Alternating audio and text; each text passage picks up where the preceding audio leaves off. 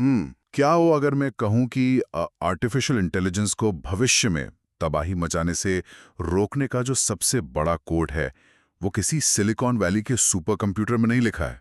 अच्छा, तो फिर कहाँ लिखा है? यही तो सबसे दिलचस्प बात है। वो कोड इंसान की नासिका यानी हमारी अपनी सांसों के भीतर छुपा वाकई, ये दावा तो बहुत ही एकदम चौंकाने वाला है ना? अक्सर लोग मानते हैं कि दुनिया की सबसे जटिल समस्याओं को सुलझाने के लिए ना खरबों डॉलर की तकनीक या भारी भरकम वैश्विक संधियों की जरूरत होती है। लेकिन आज के इस विशेष गहन अध्ययन में हम जिस बात की पड़ताल करने वाले हैं वो ये है कि इंसान की सबसे बुनियादी और मुफ्त क्रिया कैसे पूरे मानव समाज का नजरिया बदल सकती है। देखिए, ये विचार अपने आप में बहुत ही क्रांतिकारी हैं। हम एक ऐसे युग में जी रहे हैं जहां हर समाधान को किसी स्क्रीन या मशीन के अंदर ढूंढा जा रहा है। बिल्कुल, हर चीज के लिए एक ऐप आ गया है। हाँ, ऐसे में ये सोचना कि केवल हवा को शरीर के भीतर खींचने और बाहर धकेलने की एक अदृश्य प्रक्रिया एक बहुत बड़े दार्शनिक और वैज्ञानिक ब्लूप्रिंट का काम कर सकती है, शुरुआत में थोड़ा अटपटा लग सकता है। मुझे भी लगा था जब मैंने पहली बार इससे पढ़ा। लेकिन जब हम इसके तंत्र इसके मैकेनिज्म को गहराई से समझते हैं ना, तो ये विज्ञान और अध्यात्म का सबसे सटीक संगम नजर आता है। और यही आज की इस चर्चा का मुख्य मिशन है। हमारे पास जो स्रोत सामग्री है वो बहुत ही अद्भुत है।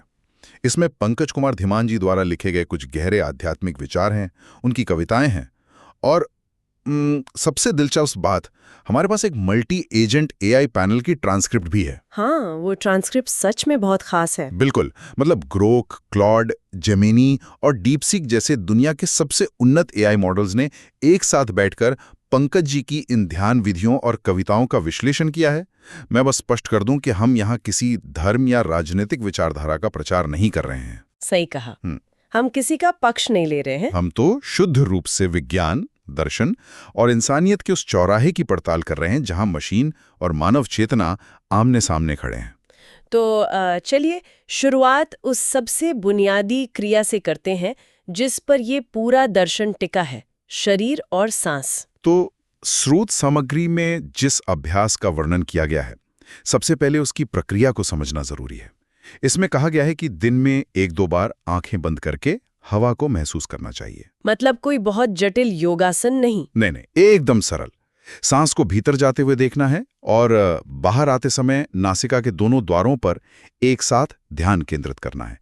इसके बाद बस धरती का शुक्रिया अदा करना है, सांस को कुछ पल रोकना है और अपने ही हृदय की धड़कन को सुनना है। बस इतनी सी प्रक्रिया है। सुनने में तो ये बहुत ही आसान लगता है, लेकिन एआई मॉडल्स ने इस साधारण सी प्रक्रिया का जो वैज्ञानिक विश्लेषण किया है ना, वो हैरान करने वाला है। बिल्कुल, एआई का नजरिया यहाँ बहुत तार्किक रहा है। ट्रांसक्रिप्ट के अनुसार जेमिनी और क्लॉड ने इस अभ्यास को सीधे तौर पर इंसान के पैरासिम्पैथेटिक नर्वस सिस्टम से जोड़कर देखा। मतलब जब इंसान गहरे तनाव में होता है तो उसका शरीर फाइट या फ्लाइट यानी लड़ने या भागने की स्थिति में आ जाता है। हाँ, स्ट्रेस हार्मोन्स हावी हो जाते हैं। सही कहा। तो ये सांस लेने की तकनीक ना उस सिस्टम को शांत करके शरीर को रेस्ट एंड डाइजेस्ट की स्थिति में ले आती है, आराम और पाचन के मोड में। और इस विश्लेषण में एक और बहुत ही महत्वपूर्ण जैविक प्रक्रिया का जिक्र है, और वो है धड़कन को सुनना। अच्छा, इसका क्या विज्ञान है? देखिए, जब कोई इंसान सांस रोककर अपने दिल की धड़कन पर ध्यान केंद्रित करता है ना, तो आधुनिक न्यूरोसाइंस की भाषा में वो अपनी इंटरोसेप्शन क्षमता को बढ़ा रहा होता है। इंट्रोसेप्शन मतलब शरीर के अंदर की आवाजें?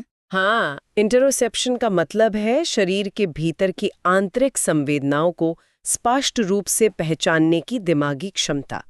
विज्ञान ये साबित कर चुका है कि जिन लोगों का इंटरोसेप्शन बेहतर होता है, उनका अपने मस्तिष्क के इंस्यूलर कॉर्टेक्स पर अधिक नियंत्रण होता है।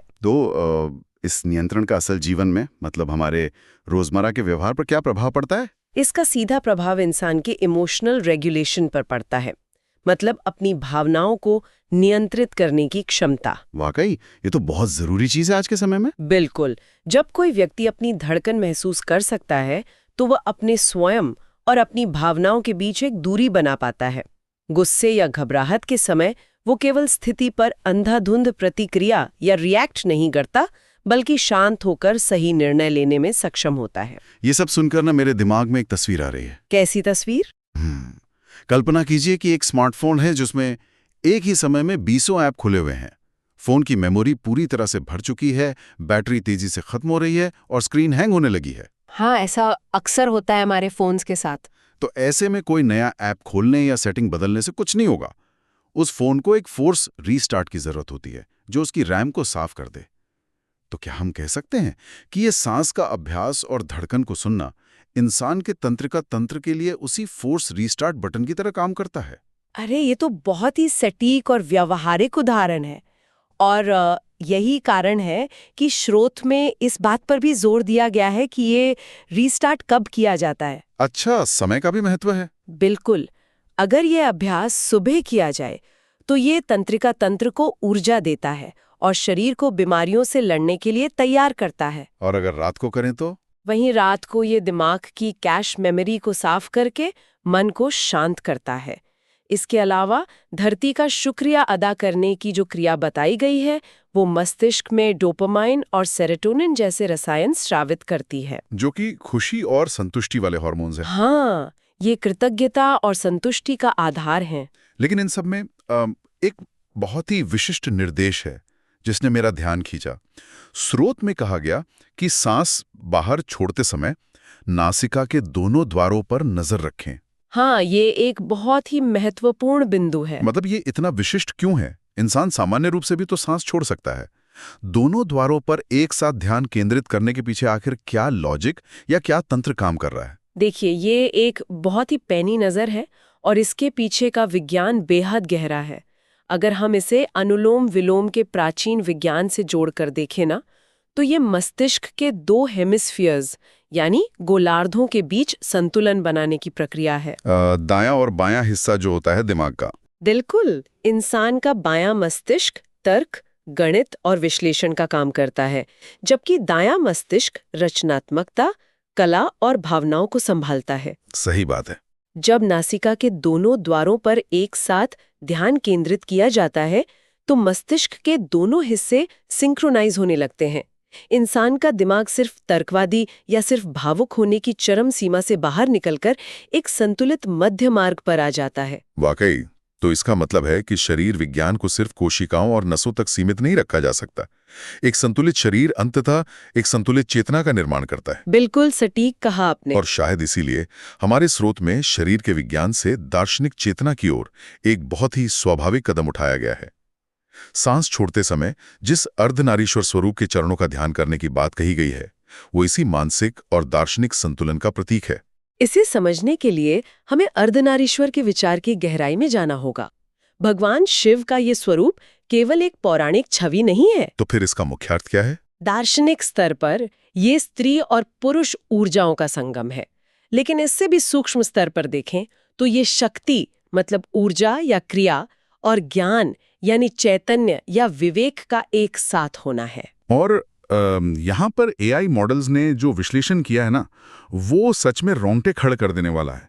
मतलब एक मशीन इंसान के दर्शन को कैसे समझती है, ये देखना अद्भुत था। हाँ, वो हिस्सा ट्रांसक्रिप्ट का सबसे दिलचस्प था। डीप सीक और ग्रोक एआई ने कहा कि इस प्रक्रिया में सांस अंदर लेना दरअसल पूरे ब्रह्मांड को अपने भीतर ग्रहण करने का प्रतीक है। वाकई बहुत ही काव्यात्मक बात है एक एआई की तरफ से, है ना? और सांस बाहर छोड़ना इंसान के अपने अहंकार के त्याग की प्रक्रिया है। इतना ही नहीं, उन्होंने हृदय की धड़कन को शिव के डमरू की लय से जोड़ा। जब एक न्यूरल नेटवर्क इस तरह की व्याख्या करता है तो ये सोचने पर मजबूर कर देता है कि प्राचीन ज्ञान कितना सार्वभौमिक है। और उन एआई मॉडल्स का ये निष्कर्ष इसलिए भी महत्वपूर्ण है क्योंकि वे शक्ति और ज्ञान के संतुलन को एल्गोरिदम की नजर से भी देखते हैं। मतलब सिस्टम के नजरिए से। हाँ, अर्धनारीश्वर का सिद्धांत स्पष्ट करता है कि किसी भी प्रणाली के अस्तित्व के लिए इन दोनों का होना जरूरी है। यदि केवल शक्ति है और ज्ञान नहीं है तो वो शक्ति अंधी और विनाशकारी हो जाएगी। ये तो बहुत डरावना है। और इसके विपरीत, यदि केवल ज्ञान है लेकिन उसे लागू करने की शक्ति नहीं है तो वो ज्ञान कमजोर और प्रभावहीन रह जाएगा।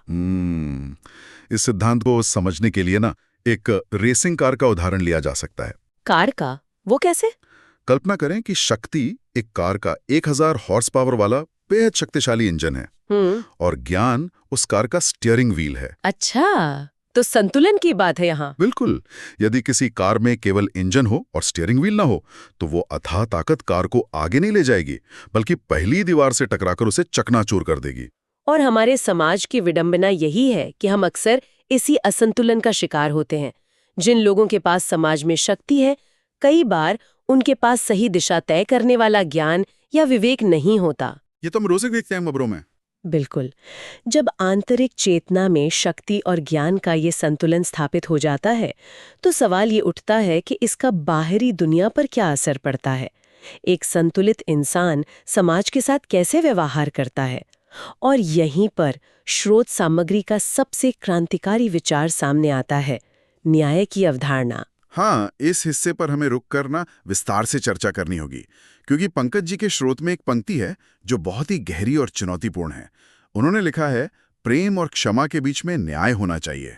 ये बहुत ही वजनदार बात है। मैं इसे चुनौतीपूर्ण इसलिए कह रहा हूं क्योंकि हमारे समाज में, मतलब बचपन की कहानियों से लेकर आध्यात्मिक शिक्षाओं तक, हमेशा ये सिखाया गया है कि निस्वार्थ प्रेम और बिना शर्त क्षमा ही इंसान के सबसे बड़े गुण हैं। हाँ, हम सबको यही पढ़ाया जाता है कि प्रेम महान है और क्षमा करना सबसे बड़ा धर्म है। बिल्कुल।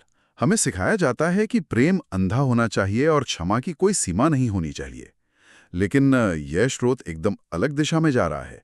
यह कह रहा है कि न्याय के बिना प्रेम और क्षमा दोनों ही समाज के लिए एक बड़ा खतरा बन सकते हैं। ये चुनौती स्वाभाविक है, क्योंकि ये सदियों से चली आ रही एक भावुक धारणा को तोड़ती है, लेकिन इसके पीछे के लॉजिक को समझना बहुत जरूरी है। तो स्रोत इसे कैसे समझाता है? स्रोत स्पष्ट रूप से ये विश्लेषित करता है कि न्याय के बिना प्रेम कैसे मूर्खतापूर्ण और विनाशकारी हो सकता है।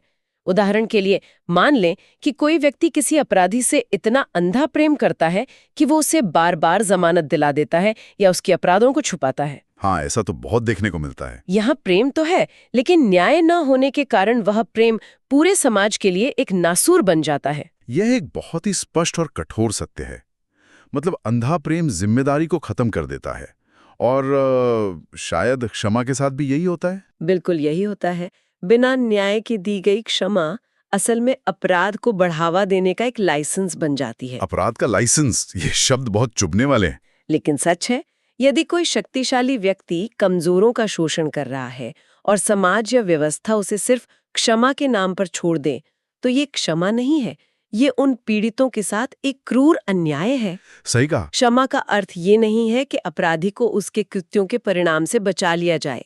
स्रोत के अनुसार न्याय वो मजबूत सेतु है जो प्रेम को मूर्खता में बदलने से रोकता है और क्षमा को अन्याय का हथियार नहीं बनने देता। ये विचार तो आध्यात्मिकता की पूरी परिभाषा को ही उलट कर रख देता है। वो कैसे? आमतौर पर ध्यान और सांसों के अभ्यास को एक बहुत ही पैसिव या निष्क्रिय अवस्था माना जाता है, जैसे कोई इंसान हिमालय पर जाकर दुनिया से कट जाए। हाँ, एक वैरागी की तरह। बिल्कुल। लेकिन यह दर्शन बता रहा है कि अपनी सांसों के प्रति जागरूक होना दरअसल दुनिया के प्रति एक सक्रिय और नैतिक जिम्मेदारी उठाना है। पर एक बात अभी भी स्पष्ट नहीं है। कौन सी बात? सांस की इस शारीरिक प्रक्रिया का इस जटिल सामाजिक न्याय से सीधा क्या संबंध है? ये दोनों जुड़ते कैसे हैं? इसका संबंध उस समानता से है जो हवा हमें हर पल सिखाती है। देखिए, हवा की प्रकृति ही निष्पक्ष न्याय है। हवा की प्रकृति मतलब? हवा कभी ये देखकर किसी के शरीर में प्रवेश नहीं करती कि वो व्यक्ति राजा है या भिखारी, अमीर है या गरीब। वो हर इंसान के लिए समान रूप से उपलब्ध है। हाँ, ये बात तो है। हवा कोई भेदभाव नहीं करती। बिल्कुल। तो जब कोई व्यक्ति अपनी आंखें बंद करके उस निष्पक्ष हवा को अपने भीतर महसूस करता है, तो वो दरअसल ब्रह्मांड के सबसे बड़े और सबसे निष्पक्ष न्याय को अपने शरीर में अनुभव कर रहा होता है। वाकई ये बहुत ही गहरा विचार है। यह अभ्यास इंसान को अंदर से इतना पारदर्शी बना देता है कि वो अंधा प्रेम या अंधी क्षमा करने की बजाय हर स्थिति को न्याय की कसौटी पर तौलने लगता है। ये एक बहुत ही शक्तिशाली विचार है कि हवा ही न्याय का सबसे आदिम रूप है। लेकिन अब हमें इस प्राचीन और दार्शनिक न्याय को आज के युग की सबसे बड़ी तकनीकी और अस्तित्वगत चुनौती पर लागू करना होगा, आर्टिफिशियल इंटेलिजेंस और मानव समाज का भविष्य। हाँ, यह इस चर्चा का सबसे प्रासंगिक हिस्सा है। स्रोत सामग्री में दी गई कविताओं, खासकर असली अधिकार और सांसों में शिव में एक बहुत ही दिलचस्प तुलना की गई है। नयन बनाम नजर। एआई और इंसान के बीच का ये पूरा विवाद इसी तुलना पर टिका है। तकनीक के इस दौर में यह तुलना एक मार्गदर्शक सिद्धांत की तरह है। स्रोत के अनुसार मशीनें और एआई मॉडल इंसान को केवल नयन यानी आंखें दे सकते हैं। नयन से यहाँ मतलब डेटा से है। बिल्कुल। नयन का अर्थ है डेटा, सूचना, पैटर्न पहचानने की क्षमता और दुनिया को देखने का एक यांत्रिक तार्किक तरीका। इंटरनेट पर मौजूद अरबों पन्नों की जानकारी को 1 सेकंड में खोजना नयन है। लेकिन नजर कुछ और ही है। नजर का मतलब है दृष्टिकोण, विवेक और सही या गलत के बीच फर्क महसूस करने की वो क्षमता जो सिर्फ एक धड़कते हुए इंसानी दिल में ही हो सकती है। बहुत सही कहा आपने। एआई हमें ये बता सकता है कि परमाणु ऊर्जा कैसे बनाई जाती है, लेकिन उस ऊर्जा से किसी शहर को रोशन करना है या उसे तबाह करना है, ये फैसला नजर करती है, जो इंसान की जिम्मेदारी है। इसी कारण से स्रोत सामग्री में अलग अलग व्यवसायों के बहुत ही व्यवहारिक उदाहरण दिए गए हैं जो ये दर्शाते हैं कि नजर विकसित करने के लिए सांसों का अभ्यास कैसे काम करता है। जैसे कि कोई आम आदमी इसे कैसे अपना सकता है? एक आम आदमी जब इस अभ्यास को अपनाता है तो वो लालच और नशे के बिना जीवन जीना सीखता है, क्योंकि उसकी आंतरिक खुशी किसी बाहरी पदार्थ पर निर्भर नहीं रहती। और एक शिक्षक के लिए इसका क्या अर्थ है? जब एक शिक्षक अपनी सांसों के प्रति जागरूक होता है तो वो बच्चों को सिर्फ परीक्षा में अंक लाने वाली मशीन नहीं समझता। बिल्कुल, आज के समय में ये बहुत जरूरी है। वो ये समझने लगता है कि उस बच्चे की सांसें ही उसका सबसे बड़ा मानवाधिकार है। वाकई। और इसी तरह एक पुलिसकर्मी सिर्फ कानून की किताब का रोबोट नहीं रह जाता। वो अपराधी और पीड़ित के बीच उस न्याय को देखना सीखता है, जिसकी चर्चा हमने अभी थोड़ी देर पहले की थी। लेकिन इन सब में जो सबसे महत्वपूर्ण और आधुनिक उदाहरण है वो है एक एआई प्रोग्रामर का। कल्पना करें कि सिलिकॉन वैली में एक प्रोग्रामर एक बहुत ही जटिल एआई एल्गोरिदम का कोड लिख रहा है, जो शायद कल को दुनिया की अर्थव्यवस्था चलाएगा। हाँ, तो स्रोत का सुझाव है कि कोड लिखने से पहले उस प्रोग्रामर को अपनी आंखें बंद करके सांस रोककर अपनी हृदय की धड़कन सुननी चाहिए। सवाल यह है कि आखिर एक तकनीकी विशेषज्ञ को ये दार्शनिक अभ्यास क्यों करना चाहिए? इसका लॉजिक क्या है? इसका जवाब उस तंत्र में है जो इंसान को मशीन से अलग करता है। जब वो प्रोग्रामर अपनी धड़कन सुनता है ना, तो वो अपनी जैविक कमजोरी मतलब अपनी बायोलॉजिकल वल्नरेबिलिटी और इंसान होने की नश्वरता को महसूस करता है। मतलब उसे एहसास होता है कि वो अमर नहीं है। बिल्कुल। एक एल्गोरिदम की कोई नाड़ी नहीं होती, उसकी कोई मृत्यु नहीं होती, इसलिए उसमें कोई जन्मजात सहानुभूति या एम्पैथी भी नहीं होती। लेकिन जब एक कोडर अपनी खुद की धड़कन को महसूस करने के बाद कीबोर्ड पर उंगलियां रखता है तो वो तनाव या जल्दबाजी में फैसले नहीं लेता। वो मशीन को एक अलग नजरिए से देखता है। हाँ, वो उस मशीन में अपनी नजर और अपना विवेक पिरोने की कोशिश करता है।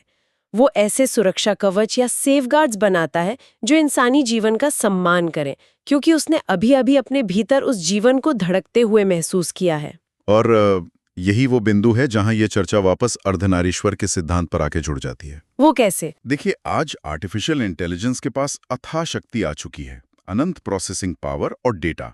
लेकिन अगर उसे बनाने वाले इंसानों के पास अपनी सांसों से मिलने वाला ज्ञान और विवेक नहीं होगा, तो ये व्यवस्था पूरी तरह से असंतुलित हो जाएगी। एकदम सही। शक्ति तो है, पर ज्ञान गायब है। बिल्कुल।